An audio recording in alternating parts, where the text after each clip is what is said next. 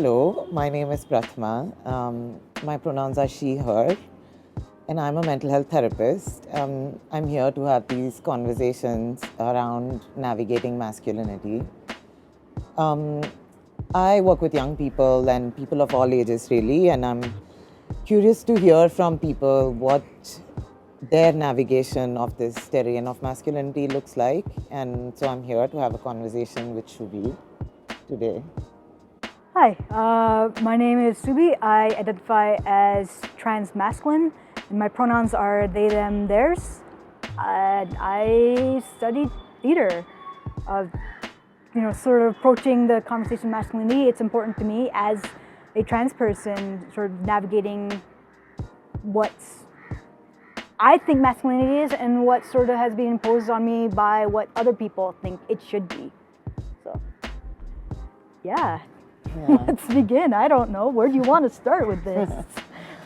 So the first question I have is what the word evokes for you, right? Like the word masculinity, what does it evoke for you?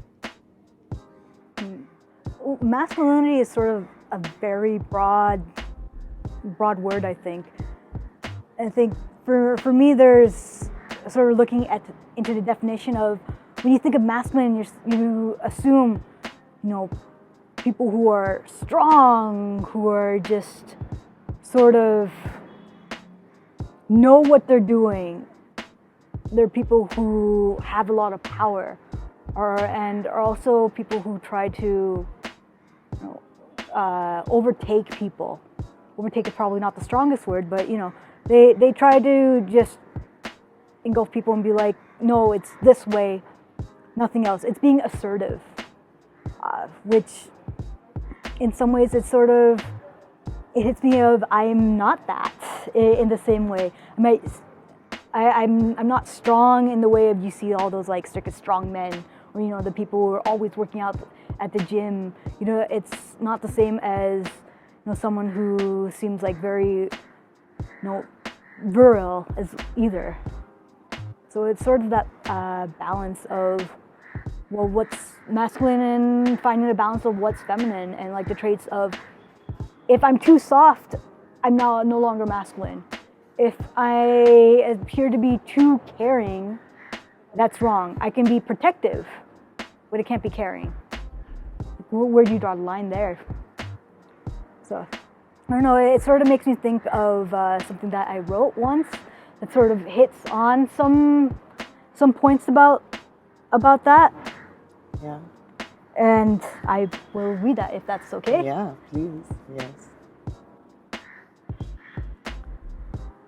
You're beautiful, she told him.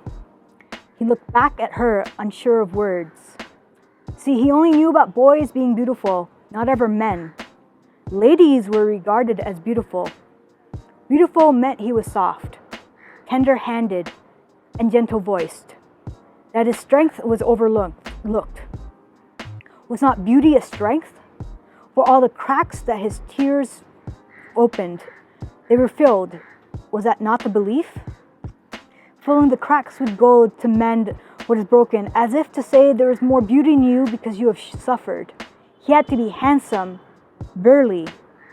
Even then, he was more scrawn than brawn, more brains than trains.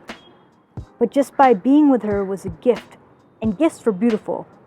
Or so he supposed. Into her eyes, he looked, expression skewed. He just smiled. And you spoke a little bit about your experience of, or your, what meaning it has maybe in your life, right? Like so if you could say a little bit more about that, like how is your relationship to masculinity different from what it evokes in, the things you spoke about, like what it evokes? I think in my relationship, it's sort of, there's no consistent thing of this is masculine, this is what it has to be. It's much more fluid. And I think that masculinity is very fluid. There's just, it's a spectrum. but not necessarily in the spectrum of like it's like a linear spectrum.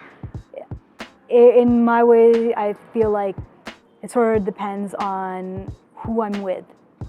If I'm very comfortable around someone, I won't have my guard up as much and won't have to be very hard-hitting, the silent type, which a lot of people might feel is what it means to be, a man in this way. It's more of, I've always grown up of like, you can be tender, you can love, have physical affection, and that is okay, because that's also, you sort of see that in society here, especially with your small nuclear families. You're not told to not be able to express yourself. And I think for me, especially in navigating myself as someone who identifies as transgender, it's sort of where do I draw the line of me being very tomboyish, where it's supposed to be I like all things that are not considered girly, versus what I like that is just normal in a sense, of things that might be more attributed to masculinity.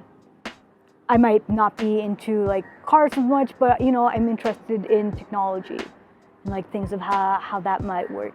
And sort of find that balance between what does it mean for me as I try to develop, any sort of relationship, even like with family. So the other question I have is when you notice dictates or demands of masculinity that are not okay with you, how, I guess, in what situations does that happen, or might that happen, and how do you navigate that? How have you navigated that too?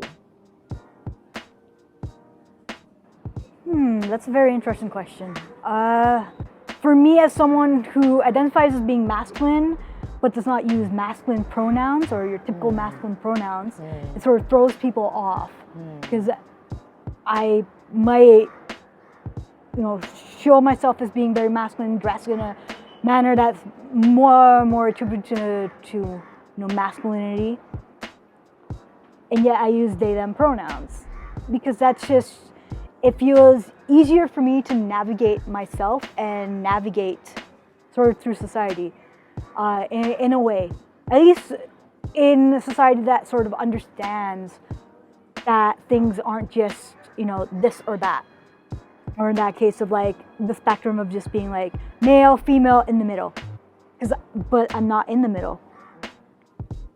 If it were possible for many of us, more of us, to have this sort of, all of us, to have this sort of fluid relationship with masculinity, femininity, gender, right? What sort of world do you think it would make possible, or what would it make possible in the world? If more people were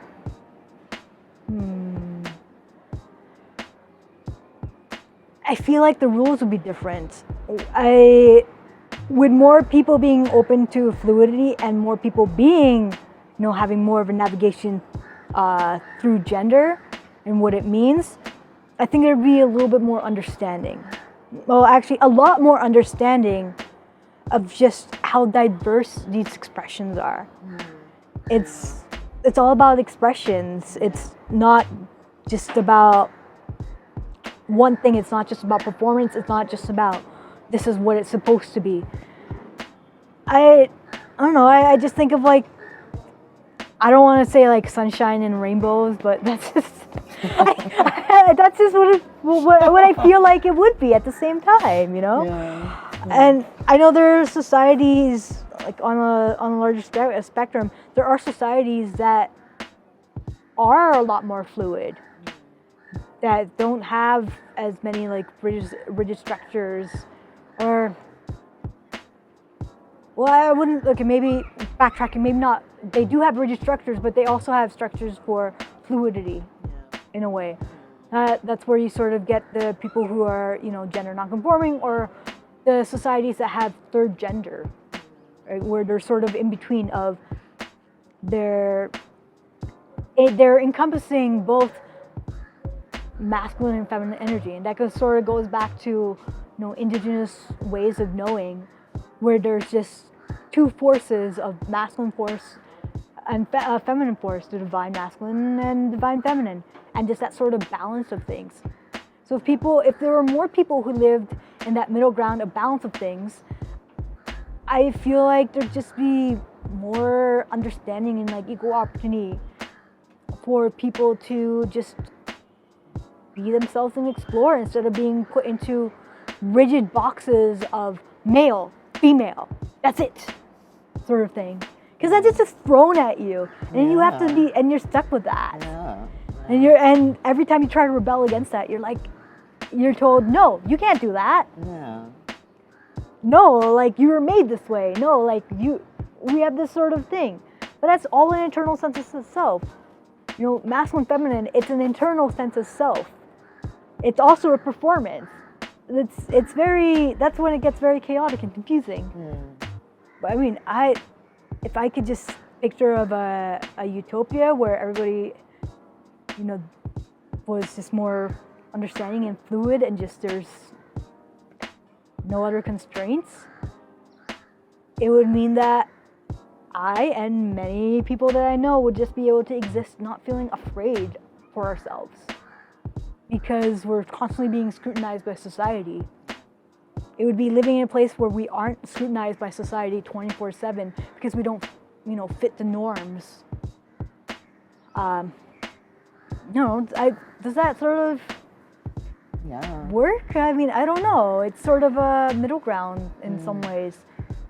A utopia for me to be able to exist in is just being like where I can, not feel afraid of how I'm going to act, and not feel like, something's wrong is going to happen to me, or something bad is going to happen to me, because I can just exist the way I am, as opposed to a, rigid structure of male, female.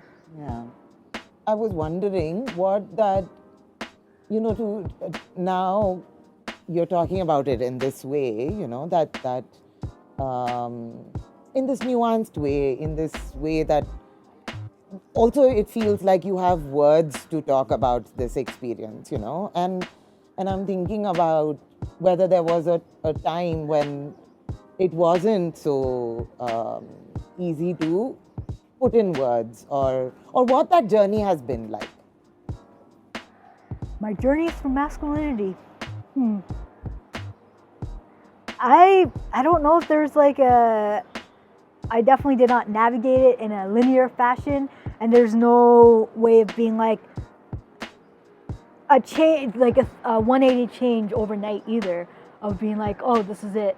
It's sort of, I would say it's sort of a feeling of just sort of navigating of this. I don't fit into what is ascribed to me as someone who, is assigned female at birth. I don't ascribe to all those things. I just don't feel comfortable. It's sort of an internal sense of self, and it's just dysphoria, and it's just feeling like something does not fit. And so in a way, like navigating through that and then discovering, drag and what that means, that I'd say that was a scary point in my life, or at least, scary in terms of doing something that's so outside my comfort zone. I like performing in a little bit, but performance was a very personal thing, intimate to myself, where I might do it in private of just like, lip singing to songs and just moving. I like watching movement. I love watching dance. I am not a dancer myself. I can't do the things that they do in the same manner, of the way they show fluidity, cutting through space in the way that, I try to cut through space and, try to show fluidity.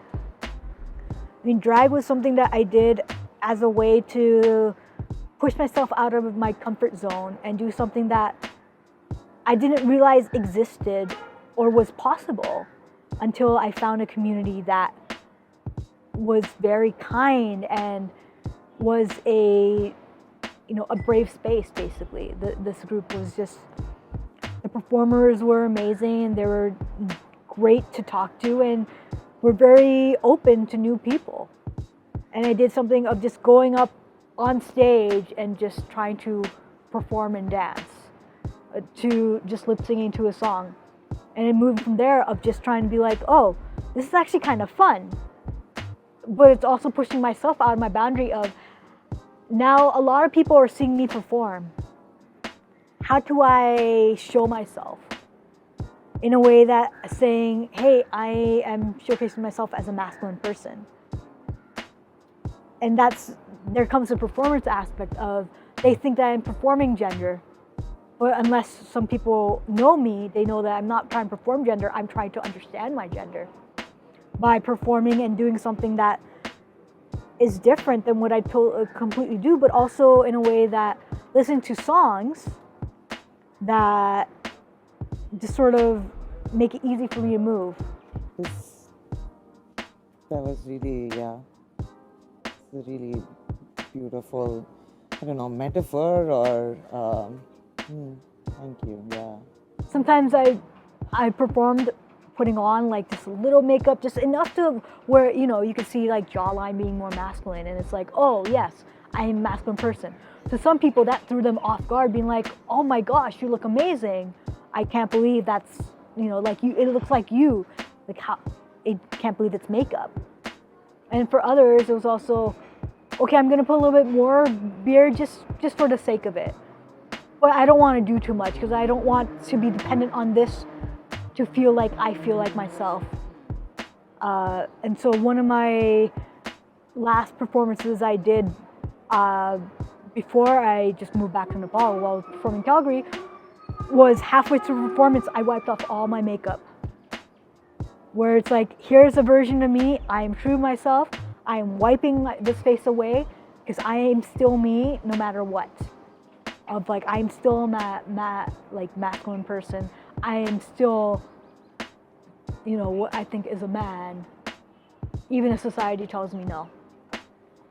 And that's hard because I'm performing gender, but I'm also gaining more understanding of my own gender and what it means to be a man. And what it means for me to come into my own, and what it means for me to just feel comfortable in my own body. Because that's something that's really hard for many transgender people. We don't feel comfortable in our own bodies. That's why we might seek avenues for hormone treatment, trying to do medical transitions, surgeries, your social transition. You have a mental transition, a personal transition, and it never ends. So how do you navigate that when you're navigating through being like, well, am I feminine? Am I masculine? Am I gay? Or am I just, nothing? Like, what am I? So it's one of those things of, navigating through and sort of trying to understand, what does it mean to be masculine for me? There is no one definition for me. It's more of it's almost like a quiet thing. It's also in the things that I do. It's also in the way that, I just exist. It's the way that I feel my energy. A harder energy versus a soft energy, or, a way of, how do you balance it? So, just trying to find balance in everything at the end of the day. Thank you so much, Shuby. I think this conversation and all the nuances and things that you spoke about, my head is full of thoughts, and thinking about also my own relationship to gender, and, it just got me thinking about so many of experiences of navigating that I've had, and I think it'll probably be that way for other people who are listening, and that's, thank you so much. It was really lovely talking to you, listening to you. Pleasure was all mine. Thank you for having me. It was quite fun to actually just talk and challenge ideas, honestly. Thank you.